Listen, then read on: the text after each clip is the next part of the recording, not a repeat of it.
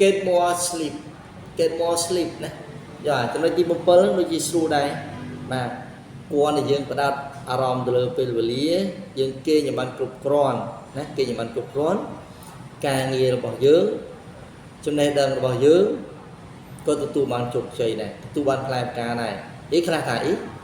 បើអញ្ចឹងខ្ញុំគិតដេកឲ្យបានច្រើនបាទដេកអត់រៀនបាទដេកបានច្រើនទៅគឺខ្ញុំចេះដែរបើគ្រូខ្ញុំថាកណ្ដាលដេកបានច្រើនទៅរៀនតែចេះបាទរៀនតែចេះមិនមែនបាទជំរាបសួរអ្នកនរគ្នាបាទថ្ងៃនេះខ្ញុំបានសូមលើកយកមេរៀនថ្មីមួយមកប្រៀបជូនអ្នកនរគ្នាបាទអំពី important tip for learning quickly នេះថាអំពីគន្លឹះសំខាន់ដែលធ្វើឲ្យយើងរៀនឆាប់ចេះបាទអញ្ចឹងគ្រូមាន8ចំណុចបាទដែលត្រូវលើកយកមករៀនជូនបងប្អូនបាទដោយជាលក្ខណៈបញ្យល់ពីភាសាខ្មែរដើម្បីងាយស្រួលបងប្អូនយកទៅសិក្សាអនុវត្តបាទអញ្ចឹងចំណុចទី1គឺយើងមានចំណុចទី1គឺ get organized បាទ get organized នេះថារៀបចំបាទយើងចេះរៀបចំពេលវេលាដូចជា control your time បាទគ្រប់គ្រងពេលវេលារបស់អ្នកបាទថាយើងចេះកំណត់ពេលវេលាដែលយើងត្រូវសិក្សាពីម៉ោងណាដល់ម៉ោងណាអញ្ចឹងអ្នកនរគ្នាបាទអញ្ចឹងចំណុចទី2យើងអាចនិយាយបានថា set calendar for study បាទយើងត្រូវកំណត់កាលវិភាគបាទឬក៏កំណត់ថ្ងៃដែលយើងសិក្សាសម្រាប់បាទការសិក្សារបស់យើងនេះថាយើងកំណត់ថ្ងៃណាដល់ថ្ងៃណាយើងរៀនអីបាទអញ្ចឹងយើងត្រូវរៀបចំរបៀបទាំងនេះឲ្យបានពិតប្រាកដបាទធ្វើឲ្យចំណេះដឹងរបស់យើងនឹងរៀនឆាប់ចេះបាទគូវ៉ាល់របស់យើងនឹងទទួលយកបានបាទជំនឿថាចំណុចនេះទៀត keep track of current assignment ថារក្សាការដំណើរនៃកិច្ចការបច្ចុប្បន្នបាទថាការងារដែលលោកគ្រូអ្នកគ្រូដាក់ជូនពួកយើងធ្វើយើងត្រូវព្យាយាមអនុវត្តបាទឲ្យបានខ្ជាប់ខ្ជួនបាទថាកាលណាយើងអនុវត្តឲ្យបានខ្ជាប់ខ្ជួនបាទការសម្រេចចិត្តបាទក៏ដូចជាការតាំងចិត្តនៃការប្រឹងប្រែងសិក្សារបស់បងប្អូនធ្វើឲ្យបងទទួលបានជោគជ័យចំណុចទី1បាទចំណុចទី2គឺ don't skip class បាទចំណុចទី2នេះគឺចង់បញ្ជាក់ថាគឺយើងកុំខកខាននៅថ្នាក់រៀនបាទកុំខកខាននៅថ្នាក់រៀនបាទន័យថាយើងកុំអវត្តមានច្រើនពេកបាទកុំងាកឈប់ហើយមករៀនបាទមិនទាន់ពេលអញ្ចឹងកាលណាយើងមករៀនមិនទាន់ពេលមករៀនអាសាឈប់បាទន័យថាការសិក្សារបស់យើង careless បាទថាអត់បានជោគជ័យទេអ្នកនរគ្នាបាទចំណុចទី2នេះចង់និយាយថា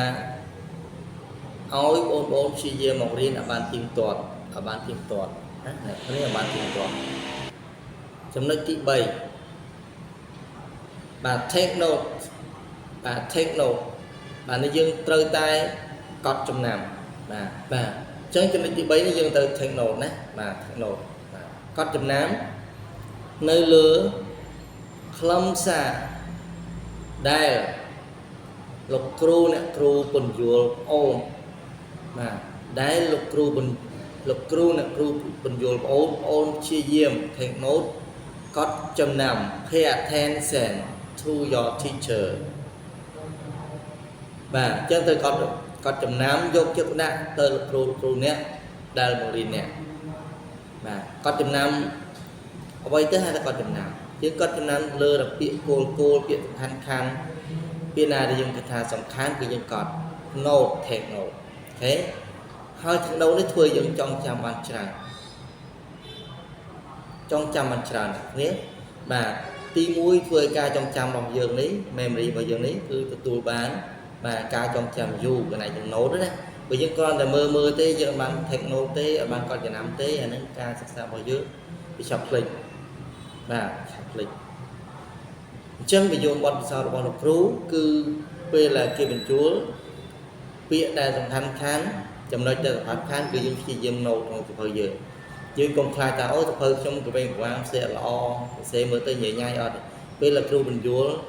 ជាភាសាអ្វីក៏ដោយភាសាអ្វីក៏ដោយខ្មែរក៏ដោយអង់គ្លេសក៏ដោយអូននឹងព្យាយាមថែមនោះកត់ចំណាំបាទតែពេលចំណុចពេលlàគ្រូចង់និយាយពីនេះគឺចង់ផ្ដោតទៅលើភាសាអង់គ្លេសរបស់គ្រូណាបាទអញ្ចឹងបងអូនចំណាំទៅពាក្យណាដែលបងអូនត្រូវចាំត្រូវចេះបាទឬក៏ខ្លឹមសារសំខាន់គ្រូចង់ធ្វើអីបងអូនចំណាំបាទនេះគឺជាចំណុចល្អបំផុតអូខេបាទចំណុចទី4 Change your study session បានន័យថា Change your study session បាទកន្លែងនេះគឺចង់បញ្ជាក់ថាគឺជាការបែងចែកបាទការបែងចែកនៃពេលវេលាសិក្សារបស់អ្នកការបញ្ចែកនៃពេលវេលាសិក្សារបស់អ្នកនិងខ្លឹមសាររបស់អ្នកដែលមានរយៈពេលខ្លីបាទចឹងឧទាហរណ៍ research បាទ research ចឹងយើងចេះស្រាវជ្រាវណា research ឬក៏ find out ស្រាវជ្រាវបាទគឺ study time ណាស្រាវជ្រាវមិនន័យថា study time បានន័យថាគឺជាពេលវេលាដែលសិក្សារបស់យើងស្រាវជ្រាវអ្វីគឺស្រាវជ្រាវអ្វីដែលយើងចង់ដឹងអ្វីដែលយើងគិតថាវាសំខាន់ពាក់ព័ន្ធនៅក្នុងមេរៀនរបស់យើងធ្វើឲ្យយើងឆាប់ចេះបងអូនបាទកុំយកពេលវេលាទៅលេងល្បែងឬក៏លេងហ្គេមច្រើនពេកធ្វើឲ្យការសិក្សារបស់យើងបាទបរាជ័យអញ្ចឹងគ្រូសូមសរុបពរណាបងប្អូនទាំងគ្នាអាណិតឪពុកម្ដាយម៉ាក់ប៉ាយើងបងប្អូនយើងដែលគាត់ខំរកលុយដោយលំបាកយកឲ្យយើងរៀនបាទយកឲ្យយើងរៀនបាទអញ្ចឹងយើងបានស្នើគាត់នៅឧបករណ៍សិក្សាមួយចំនួនដូចជាសភៅទូរស័ព្ទ file បាទឬក៏កុំព្យូទ័រជាដើមអូនបានសុំគាត់បែបនេះយកមកគូតគង់លើការសិក្សារបស់អូនចឹងហើយកុំអូនកុំយកឧបករណ៍ដែលអូនបានទិញបានដូចជាទូរស័ព្ទឬក៏កុំព្យូទ័រយកទៅលេងល្បែងលេងហ្គេមអានេះវាអត់សមស្របទៅតាមគំនិតរបស់អូនស្នើទៅឪពុកម្ដាយរបស់អូនទេអញ្ចឹងគ្រូសុំចំណុចនេះគឺសុំបងប្អូននេះបាទត្រូវយកពេលវេលាដែលអូនមានទៅសិក្សា research ជ្រាវជ្រាវដើម្បីឲ្យការសិក្សារបស់អូនទទួលបានជោគជ័យបទពិសោធន៍ដែលល្អបំផុតគឺស្រាវជ្រាវនៅអ្វីដែលបងអូនមិនទាន់យល់បាទមិនប្រមាថទេគឺបងគាត់ទៅចូល Google search មើលទៅទេបាទ search ទៅបាទកាលណាបងអូនចេះពេលវេលានឹងផ្ដល់ជូនបងអូនវិញគឺជាពេលវេលាដ៏មានតម្លៃពេលវេលាជាមួយប្រាក់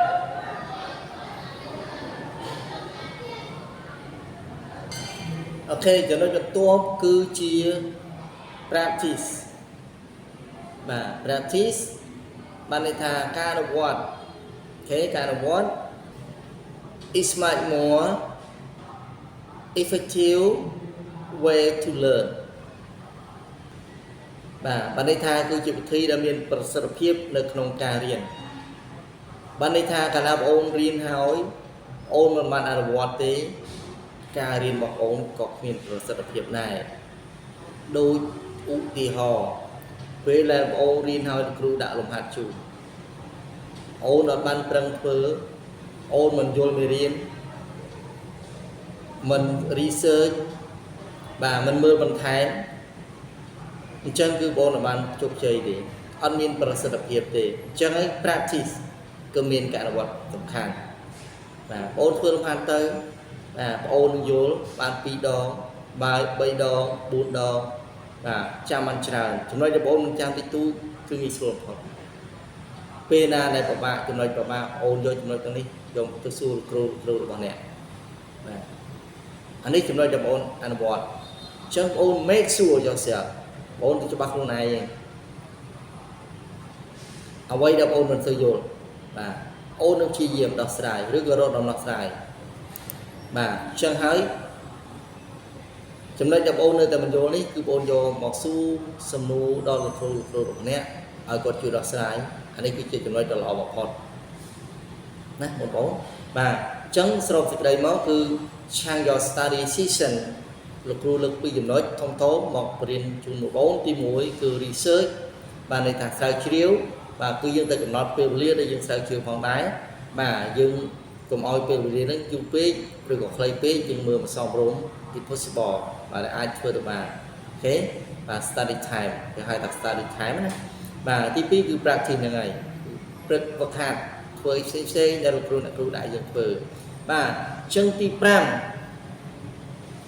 បាទចំណុចទី5គឺយើងមាន test yourself បាទ test yourself បានន័យថា test yourself មានថាត្រូវធ្វើតេស្តខ្លួនឯង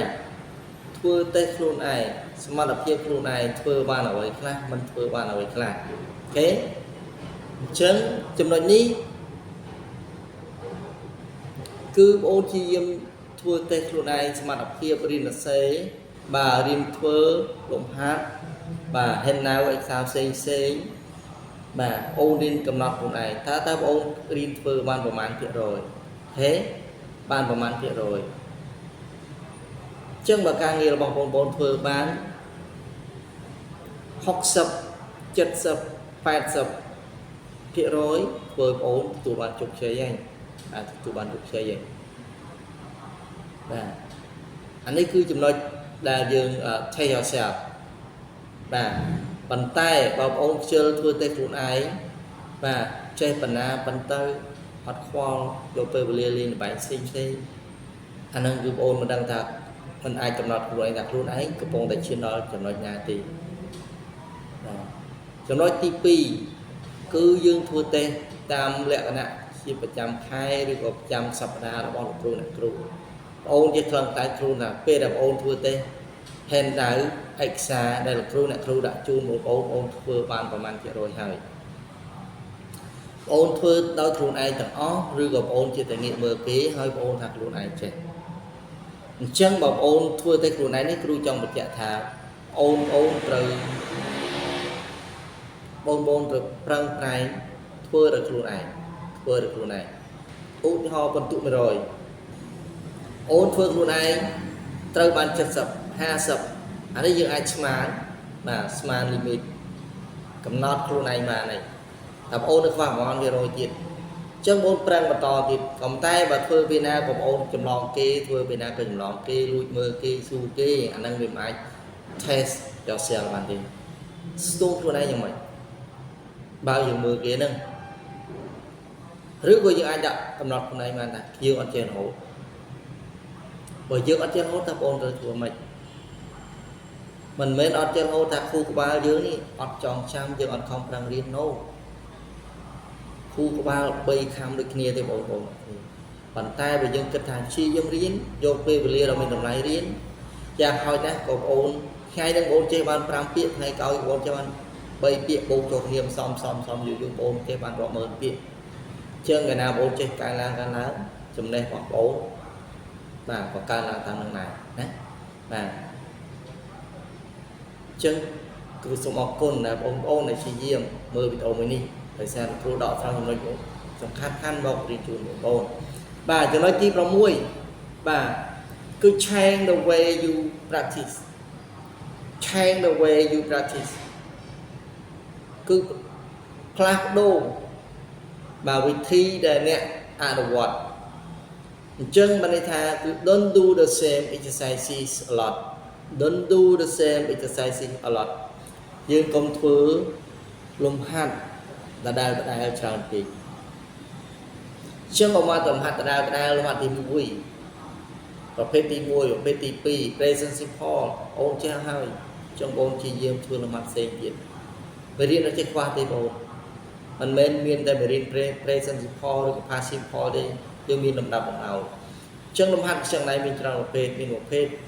positive negative equation ហ្នឹងទៅបាទ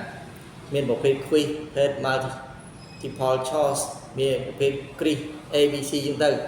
បាទអញ្ចឹងប្រភេទលំហាត់មានច្រើនហើយបងអូនព្យាយាមបំបែកលំហាត់របស់អ្នកអនុវត្ត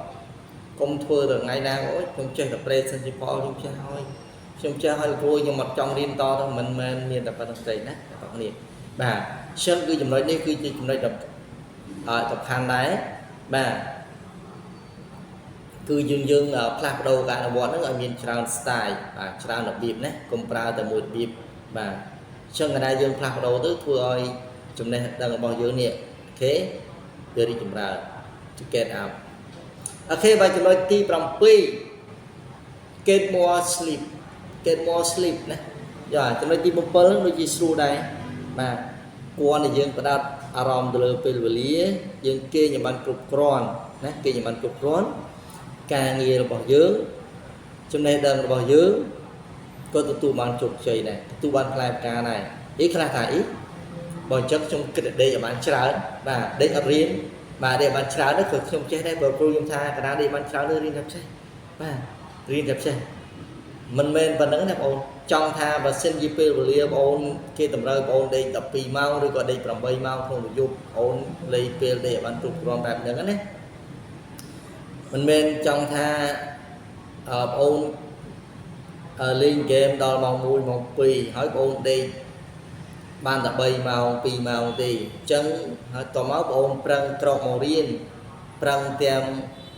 ងមួយគេណាមួយគេអញ្ចឹងពេលបងអូនមករៀនបងចាប់អត់ជាប់ទេទី1គឺធ្វើបងអូនអារម្មណ៍អាស្លីបមួយគេពេលគ្រូបង្យល់បាទសុខភាពមិនល្អពេលបងអូនគេមិនគ្រប់គ្រាន់សុខភាពមិនល្អមិនអញ្ចឹងណាបាទអញ្ចឹងណាសុខភាពមិនល្អធ្វើយ៉ាងម៉េចការរៀនរបស់បងអូនហ្នឹងទុនខ្សោយធ្លាក់ខ្សោយចាប់អត់ជាប់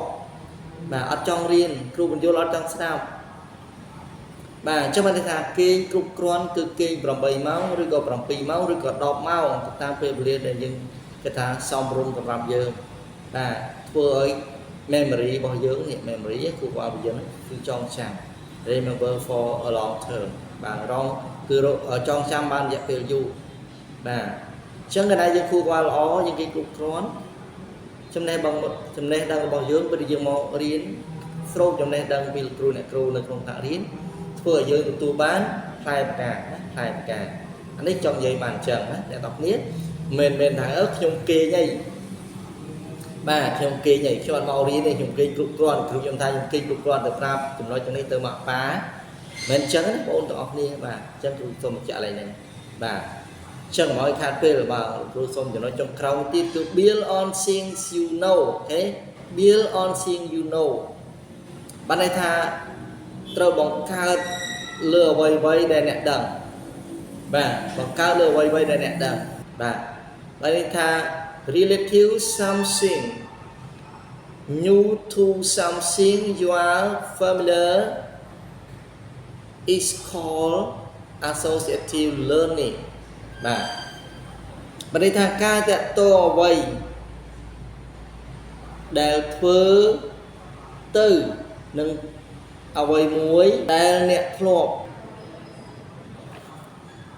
បាទចំណុចទី8លោកគ្រូសូមបញ្ជាក់មួយទៀតគឺ build on seeing you know បង្កើតនៅចំណេះដឹងបាទបន្ថែមដែលយើងធ្លាប់បានដឹងដូចជាការស្រាវជ្រាវបាទជាលក្ខណៈរួមគ្នាជាមួយមិត្តភ័ក្តិបាទស្រាវជ្រាវជាក្រុមបាទលក្ខណៈស្រាវជ្រាវជាបាទបែបសហគមន៍បែប social media បែបសង្គមបាទអ្នកទាំងអស់ទៅសិក្សាស្វែងយល់បន្ថែម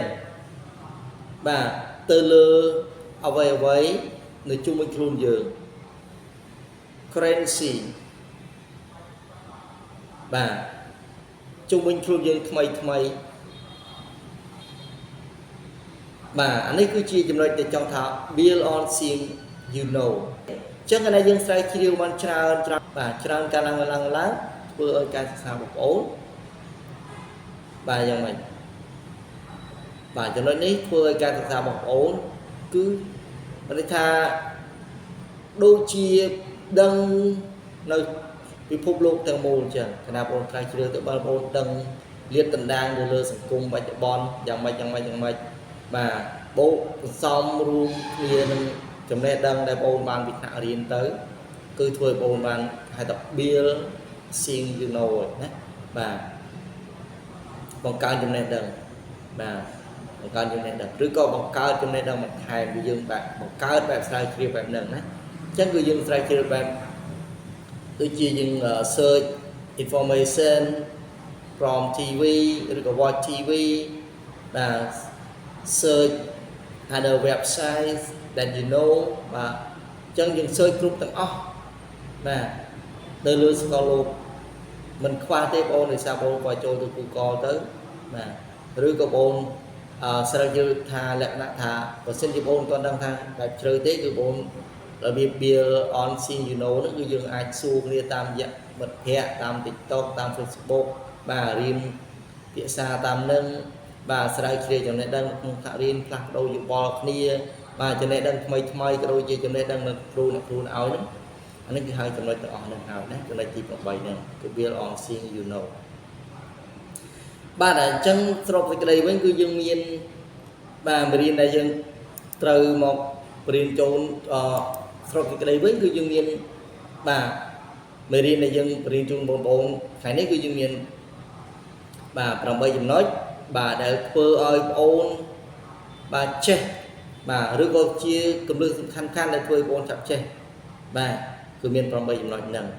បាទអញ្ចឹងទី1គឺ get organize ហ្នឹងបាទទី2គឺ don't skip class បាទទី3គឺ take notes បាទទី4គឺយើងបាទ chunk your study sessions បាទទី5គឺយើង take បាទ test yourself បាទ test yourself បាទទី6គឺ change way you practice